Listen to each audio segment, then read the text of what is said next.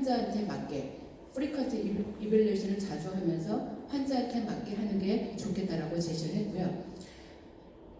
그렇지만 이제 플루이드 같은 경우에도 보면 플루이드를 하루에 5리터 이상 주었을 때 사망률이 높아진다는 것을 보여준 논문입니다.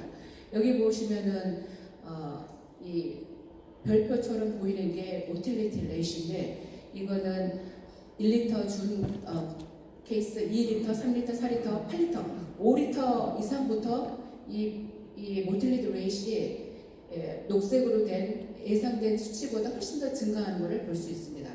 너무 많이 주는 것은 너무 적게 주는 것만큼 안 좋다라는 걸 보여주고요. 그리고 그 쇼크를 보일 때 이게 쇼크가 어떤 이유인지는 하도록 이런 걸 통해서 확인하도록 했습니다.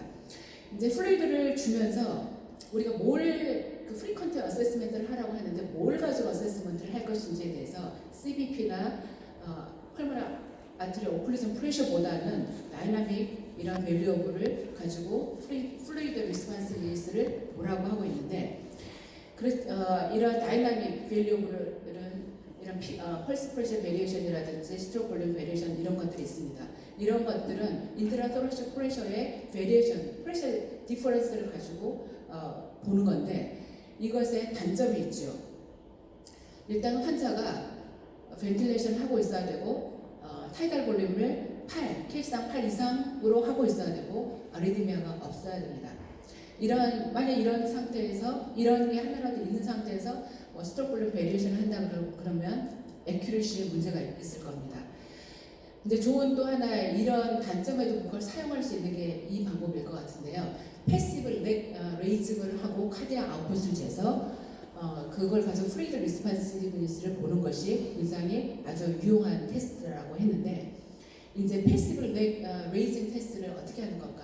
단순하게 스파인에서 다리를 이렇게 드는 게 패시브 레그 레이징 테스트가 아닙니다. 먼저 환자를 이렇게 상반신으로 올려서 피가 하반신으로 가게 한 다음에 이렇게 해서 1분 이내에 카디악 아웃풋이 10%가 증가할 때 플루이드 리스폰시비리티가 있다라고 할 수 있습니다.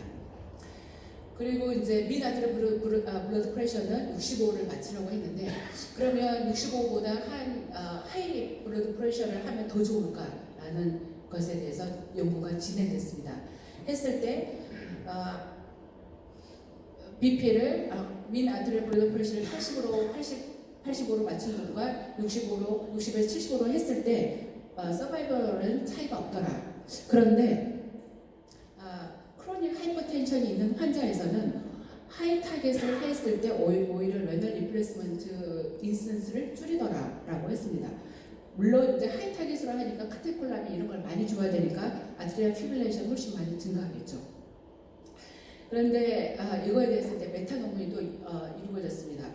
75세랑 75세 이하인 그룹으로 나눠서 봤더니 75세 이상인 경우에서 훨씬 더 미나트럴 블러드 프레셔를 60에서 65로 맞췄을 때 모틸리티 레이스를 줄이더라라고 했고요.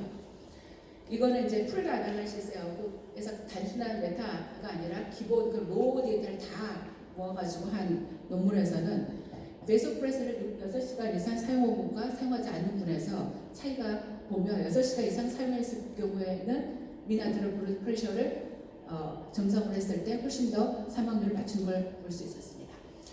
이제 아워원분들에서도 베소프레스를 빨리 사용하라고 하고 있는데 퍼스트 초이스는 노르에피네프린입니다. 여기서 보셔야 할 거는 농도입니다. 0.2 마이크로 퍼 케이스 퍼 밀까지 쓸 수 있다는데요. 이거 늦게 사용할수록 모틸리티 레이스는 증가시킵니다. 이거를 미나트럴 블러드 프레셔를 높이기 위해서 에피나 베소프레신을 사용할 수 있다고 하는데 이걸 직관적으로 우리가 사용하는 건 참 중요한 것 같습니다. 이게 sepsis에서 왜 베소프레신을 사용할까 보면 카디오제닉 쇼크인 환자랑 비교해 봤을 때 혈중에 베소프레신의 농도가 상대적으로 렐러티브하게 베소프레신 디피션시를 보이는 것을 알 수 있습니다. 또 베소프레신을 사용하게 되면 훨씬 더 그냥 카테콜라민만 사용했을 때보다 아트리얼 피브릴레이션을 낮추는 걸 볼 수 있습니다. 그럼 어떨 때 베소프레신을 쓰고 어떨 때 에피를 쓸까? 이거에 대해서 카디악 인덱스가 정상이면 오퍼레이션을 사용하고 인덱스가 감소했으면 노르에피네프린을 사용하라고 제시하기도 했습니다. 도파민에 대해서는 아주 실렉티브한 환자에서 사용하라고 했고 이런 플루이드도 충분히 주고 메소프레스를 주는데도 불구하고 티슈 하이퍼퍼퓨전이 있으면 도파민을 사용하도록 했고 페닐에피린은 더 많은 데이터가 있을 때까지 사용을 제한하는 게 좋겠다라고 했고 하이드로콜티손은 바이탈이 스테이블하다면 쓰지 말라. 그렇지만 바이탈이 언스테이블하다면 사용하도록 했고요. 여기 보면 하이드로콜티손과 이걸 사용했을 때 사용하지 않는 분보다 서바이벌을 높이는 것을 볼 수 있습니다. 우리가 이제 항상 수술장이나 이럴 때 ICU에서도 마찬가지고 바이탈만 보기가 쉬운데 티슈 회복 퍼퓨전을 보는 건 매우 중요한 것 같습니다. 글로벌 플로를 볼 수 있는 여러 가지 지표가 있고요. 이wan 여기서 보면 ABG와 VBG를 해서 쇼드 디퍼런스를 보는 것이 글로벌 플로의 인디케이터로 사용될 수 있습니다. 이 환자에서는 14여서 6보다 높은 글로벌 하이퍼퍼퓨전의 상태였고요. 바이탈은 다 정상인데도 락테이드 수치가 증가한 상태를 크립틱 샥이라고 정의할 수 있는데 이 크립틱 샥은 어컬트 샥과 마찬가지로 모틸리티 레이시 동일하게 높습니다. 그렇기 때문에 티슈 퍼퓨전을 반드시 봐야 되는데 여러 가지 지표들이 사용될 수 있습니다. 락테이트도 어느 아워 원 번들에서 락테이트 수치를 체크하고 2시간마다 두세 시간마다 리체크하라고 했는데 락테이트는 굳이 안에로빅 상태가 아니더라도 카테콜라민을 많이 주입하거나 스트레스를 받거나 여러 가지 이유에서도 증가할 수 있습니다. 그래서 이런 담보 같은 지표가 또 사용될 수 있다는 점. 이 환자에서는 우리가 회복셈이 하면 아트리오페노, CO2 컨텐트는 감소를 하겠죠. 그렇지만 회복셈의 상태에서도 CO2는 프로덕션 됩니다. 그래서 이 수치는 실제로 1보다 높게 됩니다. 그래서 컷오프 밸류를 1.6으로 했을 때 이 컷오프 밸류가 높을 때 모틸리티 레이시 증가하는 걸 보여줬는데 어떤 논문에서 1.8로도 제시하기도 하고 있습니다. 이 환자에서는 7.8이었고요. 또 우리가 티슈 하이퍼퍼퓨전을 볼 수 있는 방법에 캐피러리 레이피를 타임을 볼 수 있는데 수술장에서 보기가 쉽지 않은 점이 있습니다. 유린 아웃풋도 티슈 퍼퓨전을 볼 수 있는 방법이겠지만 유린 아웃풋이 낮다고 해서 굳이 도파민이라든지 라식스를 주지 말라라고 제시하고 있고 오히려 플루이드를 옵티마이제이션을 하고 그리고 바이탈을 적절하게 잘하고 네프로톡식 드럭을 사용하지 피하도록 하고 있습니다.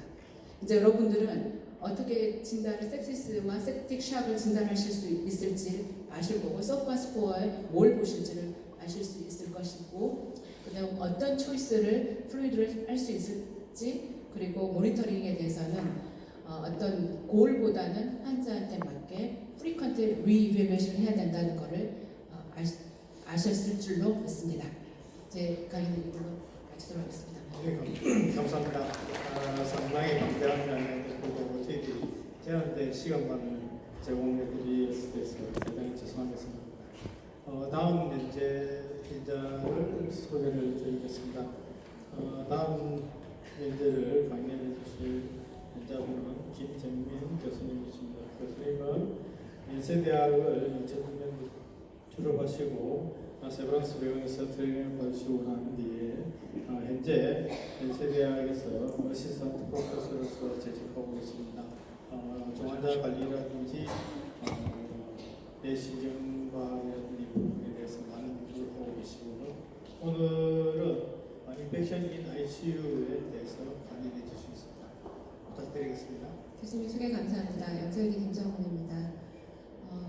오늘 하루 종일 공부하셨을 텐데 제일 마지막 숙제 10분 안에 말씀드리기에 좀 광범위한 내용입니다. 제가 이 강의를 준비할 때는 사실 이 두 가지사에서 굉장히 고민을 많이 했습니다. 어느 정도 깊이까지 해야 될지 혹은 스테토스코프와 헬멧을 준비하시고 저 깊게 20분 안에 나는 안티바이오틱스 테라피까지 다 마스터하겠다는 마음으로 오신 분들한테 너무 얕은 수박 겉핥기가 되지 않을까 혹은 나는 항생제는 모르는 마취과사인데 여기서 항생제까지 내가 공부를 해야 되냐 그 투머치 인포메이션이 되지 않을까 굉장히 고민을 많이 했습니다.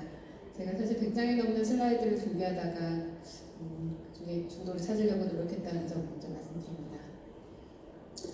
저도 케이스 먼저 좀 소개시켜드리려고 합니다. 제 환자인데요. 저는 이제 외과계 중환자실에서 환자를 보고 있습니다. 70살의 여자 환자분인데 뇌로 감염과 그로 인한 균열증으로 중환자실에 지원한 중입니다. 최근 뇌졸중이 있었고 휴유증으로 요양병원에 입원하고 있었는데 이제 하이피버 septic 컨디션이 돼서 10%를 프록사실을 투여하고 있었음에도 환자분이 좀 더 많이 앉아서 중환자실 입실을 했습니다. 크레아틴 레벨이 올라가고 있고 아시델토박터 방어만이 검출된 상태고 현재 그거 이외에도 또 펑거스가 추가로 보고되었습니다. 이 환자에 대한 처치로 적절한 것은 그리고 상태가 악화된 것에 대한 우리가 의심하고 있는 선행 요인은 우리 이런 문제를 예방하기 위한 최선의 전략은 이 세 가지 질문에 대해서 막힘없이 대답하실 수 있으시다면 사실 이 강의는 그런 분들에게는 도움이 되지 않을 것 같습니다. 오늘 제 강의를 듣고 사실 이 질문에 대해서 다시 한번 좀 정확한 답까지는 아니지만 그래도 조금 더 사고를 확장시킬 수 있었으면 하는 게 제 바람입니다. 제가 말씀드릴 내용은 이렇게 네 가지입니다. 인트로덕션, 그리고 중환자실에서의 피버란, 그리고 노소코미아 인펙션, 이게 오늘 제가 말씀드리는 메인 포커스고요. 그다음 중환자실에서의 항생제 사용에 대해서 말씀드리겠습니다.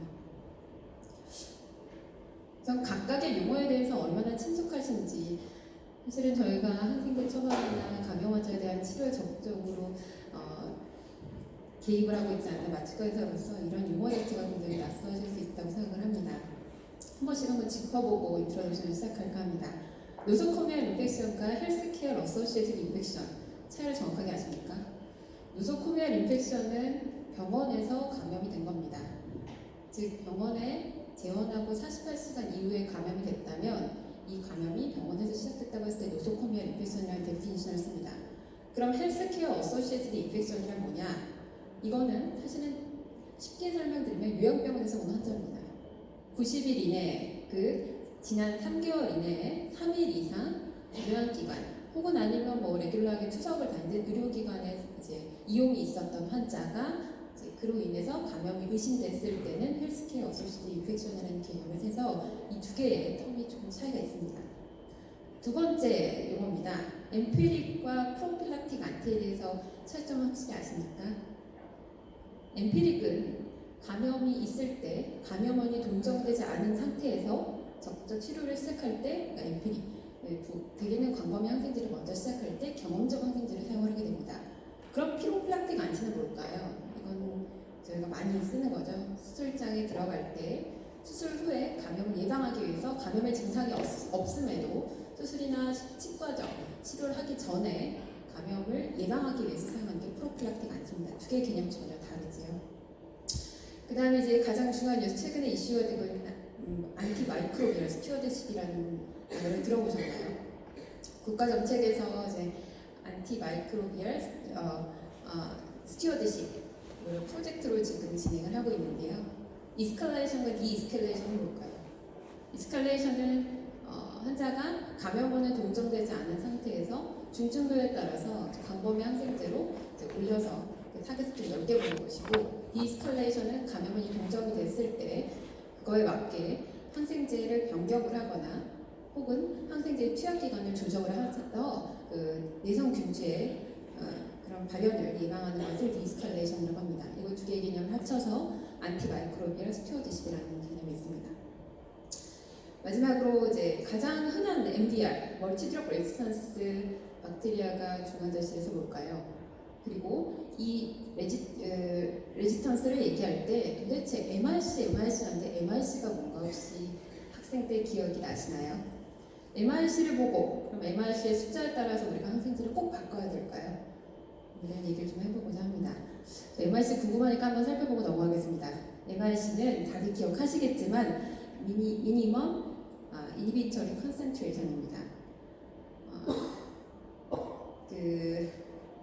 기억이 나실 겁니다. 항생제 배지에다가 이제 균을 키울 때 이 균이 더 이상 그로스하는 것을 제한하는 최소 항생제 농도를 얘기합니다. 따라서 이 검사 결과를 제가 가지고 나왔는데요. 페리토니얼 블러드 컬처에서 엔테로박터 파시움이 나왔습니다.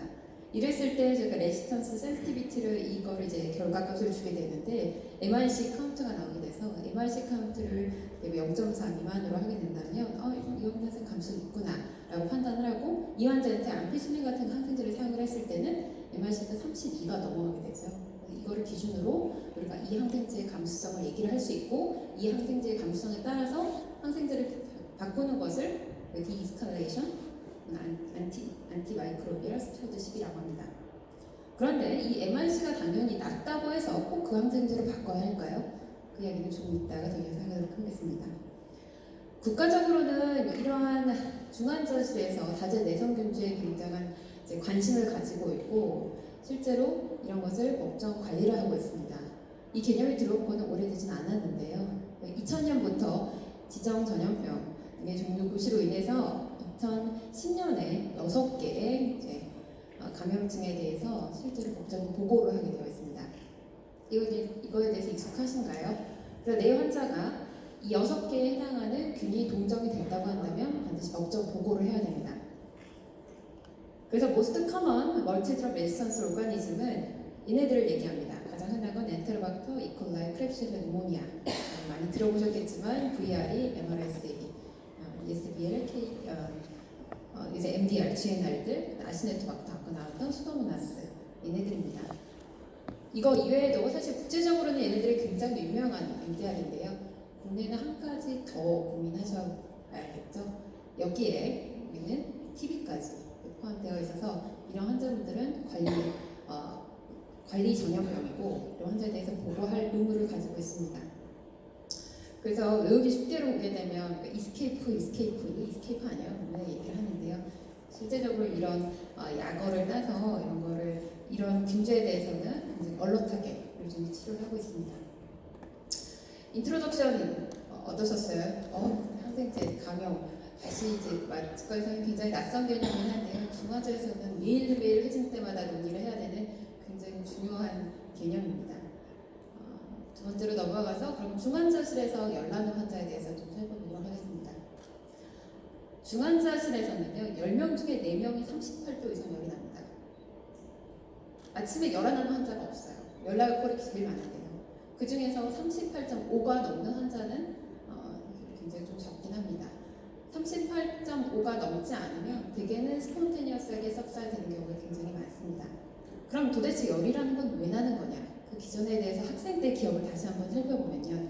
엔도지너스, 엑소제너스 이런 파이로젠들이 결국 얘네들의 사이토카인들의 분비를 LPS 박테리아 그 멤브레인에 있는 거죠. 얘네들이 서로 영향을 주게 돼서 결국 이 물질들이 아라키도닉 액시드, 콕스 1, 2 기억이 날 것 같죠. 그래서 여기에 이제 콕스 2가 그 프로스타글란딘 E2를 합성을 하는데 얘네들 이제 방해하는 게 아세틸만세이드죠. 근데 얘네 셀렉티비티가 있는 콕스 2에 특별히 작용하는 게 아세트아미노펜입니다. 우리가 많이 사용하는 타이레놀이죠.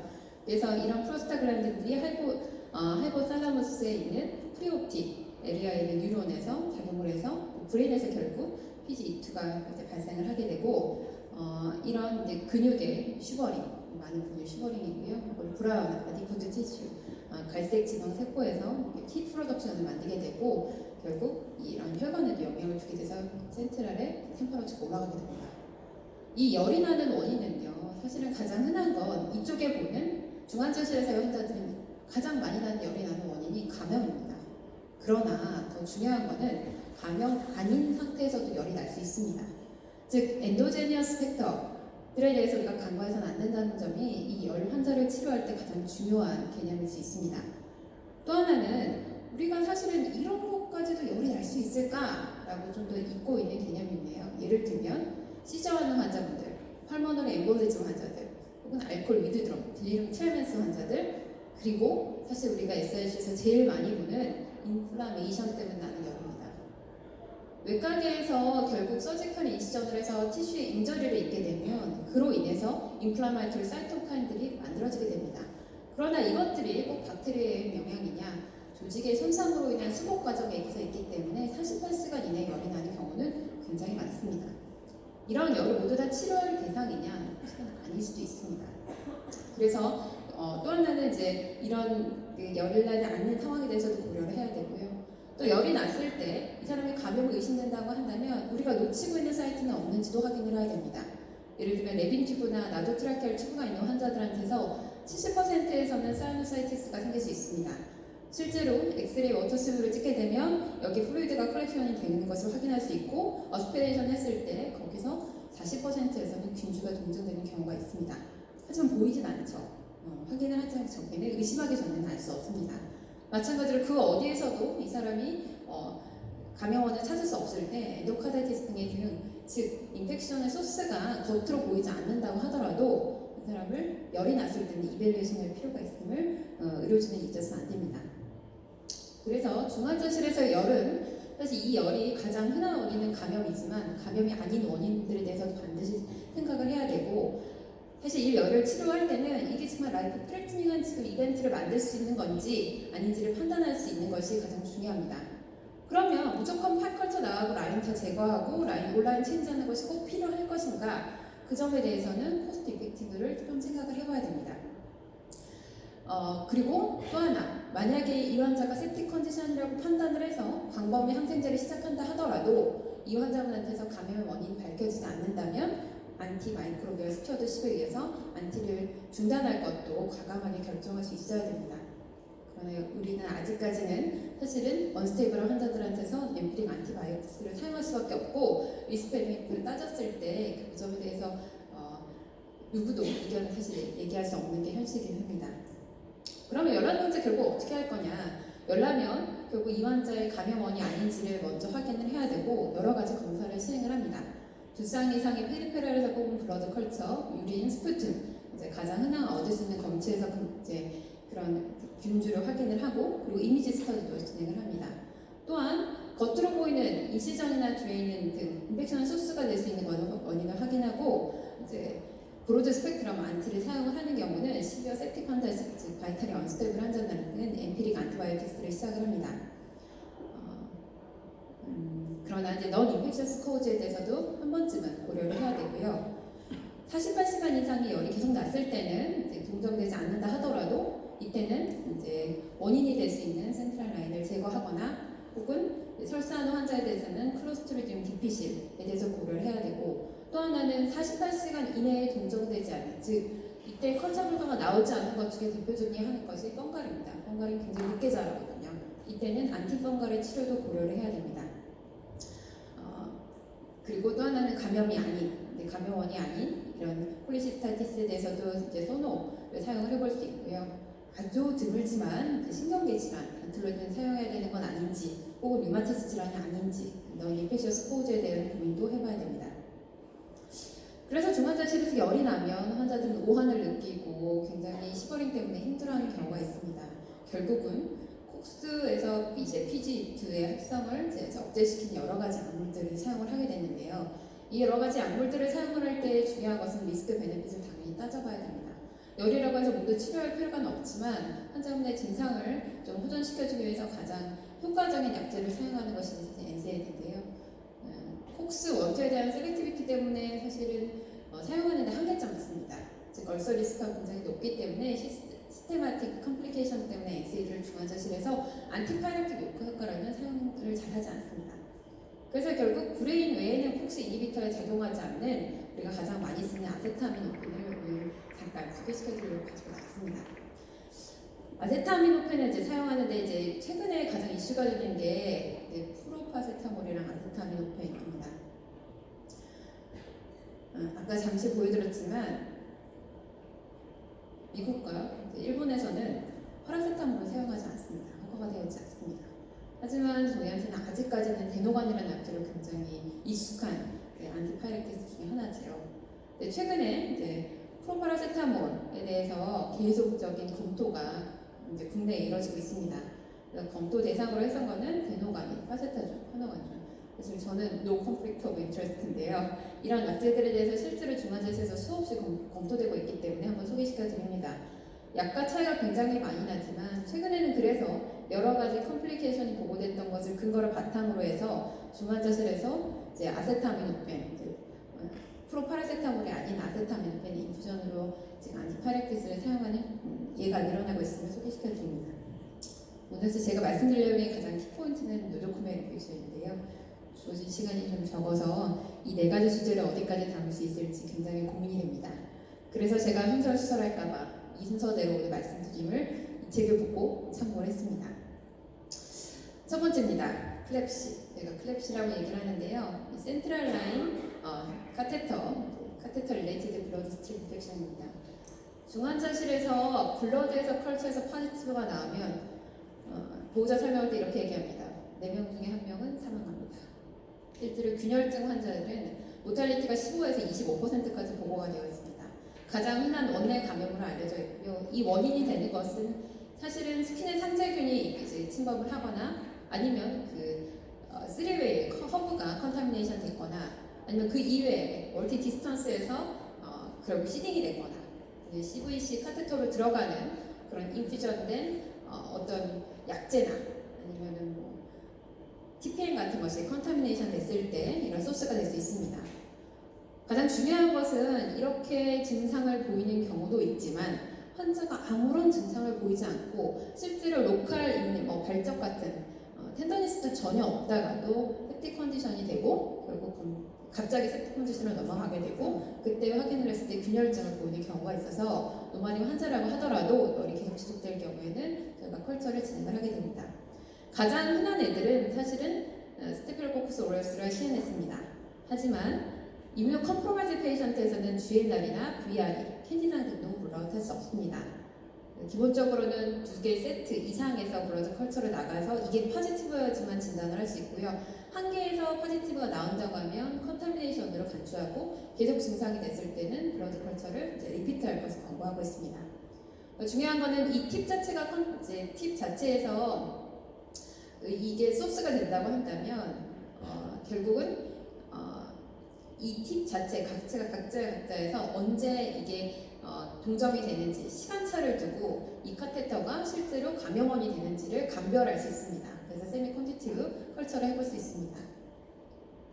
이런 환자들한테서는 결국 엠피릭, 브로드 스펙트럼 안티바이오틱스를 사용을 하게 되고요. 카테터 자체가 원인이 된다면 이제 체인지할 것을 고려하지만 마찬가지로 리스크 베네핏을 따져봐야 됩니다.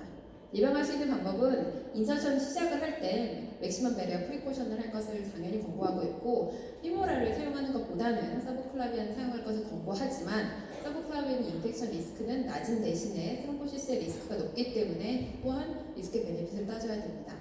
그러면 센트럴 카테터를 얼마까지 가지고 있으냐? 우리가 흔히들 3주 정도 사용을 하게 되면 제거해야 되는 거 아니야? 바꿔야 되는 거 아니야? 라고 많은 생각을 하시는데요. 이거에 대한 에비던스는 없습니다.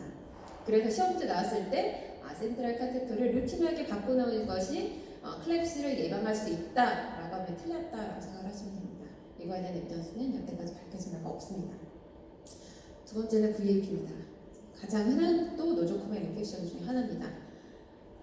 에티올로지로서는 결국은 상쇄되어 있건 오로파링스, 게스트릭 컨텐츠의 어스피레이션, 마이크로 어스피레이션에 의해서 생긴다고 되어 있고 사실은 이런 중환자들은 콜로니제이션 되어 있는 경우가 굉장히 많습니다. 그럼 도대체 언제 치료를 할 것이냐, 정의는 무엇이냐, 문제가 되는 것은 사실 골든 스탠다드 진단이 없다라는 것이 좀 문제가 됩니다. 그럼 임상적으로 어떻게 치료할 건데, 그래서 클리니컬 펄머너리 인펙션 스코어를 이용을 하게 됩니다. 클리니컬 펄머너리 인펙션 스코어란 무엇인지 다음 슬라이드 정확히 보여드릴 텐데요. 임상적인 의사가 매일매일 회진을 통해서 뭔가 유모니아를 의심할 만한 소견이 있는지를 보는 스코어링 시스템입니다. 6점 이상으로 판단이 된다면 굉장히 센시티비티가 높은 것으로 되어 있으나 스펙시비티가 좀 낮다는 단점이 있습니다. 가장 흔한 균수는 스트랩토코커스, 당연히 이제 있는 상세균이기 때문에 많지만 이외에도 GNR이나 SORS, 이뮤노 컴프로마이즈 페이션트, 제어기간이 높았던 환자들한테서는 이 둘을 포함하는 안티바이오틱스를 사용할 것을 꼭 사용을 해야 됩니다. 결국은 어쩔 수 없이 이런 사람들한테는 광범위 항생제를 처음에 시작을 하고 안티마이크로비얼 스튜어드십을 적용을 해야 됩니다. 여태까지 에비던스가 밝혀진 거는 인투베이션 하지 말아라. 그래서 넌 인베이시브 벤틸레이션을 할 것. 그리고 게스트릭 컨텐츠가 어스피레이션들을 예방하는 것을 위해서 헤드 오브 베드 엘리베이션 30도 이상을 할 것을 권고를 하는 것이 이게 에비던스가 있고요. 그리고 주기적으로 굳이 서킷 스틱 바꾸지 말아라. GI 디컨테미네이션, 컨티뉴어스하게 서브클로트 석션을 하는 것은 에비던스가 밝혀졌습니다. 아직까지 스터디 중인 것은 실버 코티드 엔도트라케얼 튜브가 이것이 효과가 있는지에 대해서는 아직은 컨트로버시합니다. 그러므로 실버 코티드 튜브가 VAP를 예방할 수 있다? 이건 틀린 표현이 될 수 있습니다. 아까 말씀드렸던 클리니컬 펄머너리 인펙션 스코어입니다. 외우기 굉장히 복잡할 것 같지만 사실은 저희가 아침 회진 때마다 하는 내용입니다. 환자 열났어? 오늘 WBC 어때? 그래서 오늘 석션 어땠는데? 색깔은 어때? 양은 어때? 오늘 페이퍼레이션 어때? 그래서 오늘 엑스레이가 오늘 좀 더 어때졌어? 어제부터 좀 더 나빠진 것 같아? 이런 것을 판단을 하고 컬처 결과가 어떤데? 결국 아침마다 회의진을 하면서 이 사람의 옥시지네이션가 뭔가 떨어졌을 만한 이 원인을 하나 둘씩 따졌을 때 6점 이상이라고 한다면 BAP를 진단하는 센시티비티가 굉장히 높다고 말할 수 있습니다. 그래서 2016년도 사실은 이건 소라시크 소사이어티에서 만든 가이드라인인데요. 이에 따라서 엠피릭 트리트먼트에 대한 가이드라인이 있고 GNR뿐만 아니라 이런 그람 파지티브 분들도 모두 이 사람은 의심됐을 경우에 사용하라고 되어 있습니다. 너무나 작지요. 그래서 좀 더 크게 보면 이건 사실 저희 병원에서 사용을 하고 있는 경우입니다. 리스크 팩터가 없다면 저는 타조를 먼저 사용하고 타조를 쓰고 크라빅 정도를 애드하고 이 사람은 조금 더 안 좋은 것 같다. 그럼 그람 파지티브를 애드합니다. 그람 파지티브 애드하는데 좀 더 모탈리티가 높을 것 같은 좀 더 이미노 컴프로마이즈 페이션트고 제형 기반이 높았다라고 한다면 안티를 에스컬레이션에서 외로부터 시작을 하고 외로의 방코를 추가할 때 방코에서 꼭 신경을 써야 되는 거는 TDM을 주기적으로 확인을 해서 타겟 농도에 맞도록 용량을 조절해주는 것을 목표로 하게 됩니다. 사실 제가 저희 병원에서 쓰는 거 이렇게 굳이 색깔을 칠해갖고 온 거는요. 이렇게 이 약도 써도 되고 저 약도 써도 되고 이 약도 써도 저 약도 써도 되고 이 얘기는 무슨 얘기냐면요. 결국 저희 병원에 있는 감염내과 의사의 판단이 상당히 굉장히 중요합니다. 우리 병원에 이런 MDR균이 굉장히 많았다라고 판단을 한다면 이 약제 중에서 선택을 해서 사용하는 것은 각 기관의 이제 그런 환경을 조금 더 고려할 필요가 있다는 얘기입니다. 이런 알고리즘도 있고요. 알고리즘에서 중요한 것은 결국 뭐다? 처음에는 광범위 항생제로 그 이후에는 디에스컬레이션 할 것을 반드시 권고합니다. 그러나 이런 환자들, 멀티드럭 횟수제는 리스크 팩터가 있는 환자들에 대해서는 얘네들도 반드시 커버하는 항생제를, 광범위 항생제를 사용하라 라고 권고하고 있습니다. 그래서 리스크 팩터들에 대해서는 MDR 리스크 팩터들에 대해서는 좀 알고 계시는 게 도움이 됩니다. UTI입니다. UTI 또한 마찬가지로 가장 흔한 금주 중에 하나인데요. 폴리카테터를 모두 다 가지고 있기 때문에 이 환자가 파유리아나 박테리아가 있다고 반드시 UTI가 있다고 판단하기가 굉장히 어렵습니다. 가장 흔한 경우는 70%에서 심플 시스타티스의 원인이 되는 이콜라이가 가장 흔하고요. 이외에도 중환자에서는 엔테로코커스나 캔디다 또한 병인이 될 수 있습니다. 하이리스크 페이션트, 유로셉틱 페이션트에서는 치료를 반드시 시작을 해야 되지만 이 환자가 치료를 언제 해야 되느냐 판단하는 건 쉽지가 않습니다. 왜냐하면 되게 폴리를 오래 유지하고 있었던 경우에는 캔디다 콜로니제이션은 정말 많습니다.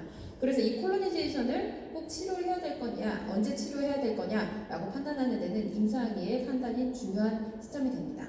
그러면 폴리를 바꿔주는 건 어떻겠냐? 폴리를 바꿔주는 것이 캔디다나 박테리아의 버든을 줄일 수 있다라고 하면 틀린 표현입니다. 왜냐? 그 카테터를 바꾸자마자 그 카테터는 곧 수시간 이내에 다시 리콜로니제이션의 소스가 될 것이기 때문입니다. 그래서 큰 도움은 되지 않지만 심한 환자들에서는 카테터를 많이 이제 제거하는 변경하는 편입니다. 마지막으로는 이런 안티를 많이 사용을 했을 때 수도 멤브레너 스콜라이티스를 일으킬 수 있는 C-디피실입니다. 이 또한 설사하는 환자들한테서는 반드시 의심을 해야 되고요. 항생제 3가지 썼을 때는 꼭 생각을 해야 됩니다. 플로로퀴놀론, 세팔로스포린, 클린다마이신을 사용한 환자들한테서 설사를 축축한다. 워터리다이어를 했을 때는 3일 이상의 워터리다이어를 했을 때 혹은 일레우스가 너무 심해서 다이어리를 못하는 환자도 있을 수 있습니다. 이럴 땐 클로스트리디움 디피실을 의심을 해야 되고 검사는 이렇게 할 수 있는데요. 이 순서대로입니다. 이뮤노 에세이를 하는 것이 사실은 톡신을 검사하는 데는 가장 빠른 검사고 가장 저렴하지만 얘는 센시티비티가 떨어집니다. 그러면 스틸 PCR이 가장 정확하지만 돈이 많이 들고요. 사이톡신 에세이가 가장 오래 걸리지만 가장 정확합니다. 그래서 우리 병원에서 이틀 만에 나오는 경우는 EIA를 가장 많이 합니다. 그래서 컬처보다는 톡신의 결과를 보는 경우가 많고요. 치료는 약했을 때는 메트로니다놀 피오를 시작하지만 방코 피오를 환자가 상태가 안 좋은 방코 피오로 바꾸게 되고 결국은 톡신 메가콜론 상태가 되게 되면 서지컬 치료까지도 진행해야 되는 경우가 있습니다. 오늘 말씀드렸던 내용이 좀 광범위한데요. 이 슬라이드는 간단합니다. 그래서 중환자실에서는 어떤 치료를 시작을 할 때 기본적으로는 초기에는 이 사람 septic 컨디션으로 하려고 한다면 브로드 스펙트럼 안티바이오틱스를 시작을 해서 원인 균주가 밝혀지기 전에 치료를 먼저 하는 것을 권고를 합니다. 그러나 이때는 MRC 넘버도 고려해야 되지만 그보다 더 중요한 건 인펙션의 사이트 그리고 언제 안티를 브레이크 포인트도 찾아야 되고 이 안티에 대한 사이드 이펙트, 세이프티나 이거 도대체 쓸 수 있는 안티인지, 즉 피어 메디케이션밖에 안 되는 안티가 있다면 이 사람이 도대체 먹을 수 없는 환자라고 한다면 소용이 없겠죠. 그리고 또 코스트 또한 이제 고려를 해서 안티를 선택을 해야 됩니다. 어떻게 보면 가이드라인을 만들기 굉장히 어려운 임상 의사만 가지고 있는 안티의 영역이기도 합니다. 디이스칼레이션에서 기억을 해야 될 것은 반드시 안티마이크로비얼 스튜어드십이라는 새로운 개념을 꼭 이해를 하셨으면 좋겠습니다. 중환자실은 여러 가지 원인들로 인해서 결국 간염에 취약한 환자분입니다. 그래서 이런 환자분한테선 이뮤노 컴프로마이즈 페이션트, 특히 T셀의 이뮤니티가 떨어져 있는 에이징 환자를 비롯한 본메로 혹은 솔리드 오간 트랜스플란테이션 환자들한테서는 캔디다 등의 이런 인펙션들이 많을 수 있기 때문에 안티펑발도 고려하셔야 됩니다. 이거 기억하시면 스튜어드십 기억할 수 있겠죠? 그래서 처음에는 바주카포로 시작합니다. 바주거라는 브로드 스펙트럼을 시작했다가 너의 정체가 밝혀지면 라이프 소총으로 갈아타는 디이스컬레이션이 안티마이크로비랑 스튜어드십을 보여주는 그림이라고 생각해서 제가 넣어봤습니다. 이 환자분, 그래서 처치는 이 환자분은 사실은 좀 더 나빠지고 있는 상태죠. 그래서 아시네토박터 바우마니가 나왔는데 10% 쓰면 안 될 것 같아서 저 같은 경우에는 메로 쓰고 안티펑가를 애드해서 지켜볼 거고, 선행 요인으로는 이 사람이 지금 헬스케어 어소시에이티드 인펙션이라고 생각을 합니다. 뇌졸중증은 요양병원에 있었기 때문에 거기서 MDR 규주가 옮겨졌을 거라고 생각을 하기 때문에 선행 요인은 그렇게 생각을 합니다. 테이크홈 메시지입니다. 중환자실에서의 감염은 20분 안에 말씀드릴 수 없다는 게 정말 안타깝고, 그리고 시간을 넘기기 위해서 죄송합니다. 이런 환자들이 이렇게 생길 수밖에 없는 거는 카테터 자체도 굉장히 많고 MDR도 가장 많은 공간이 ICU의 공간입니다. 그래서 most common MDR 패스제인 기억하시죠? 이스케이프 기억해 주시고 6개 법정 간염범 신고해야 되는 금지도 국내에서 관리를 하고 있습니다. 치료는 어떻게 하냐? 치료는 안티를 선택을 할 텐데 안티마이크로비얼 스튜어드십을 기억하자. 여기까지입니다. 감사합니다. 네.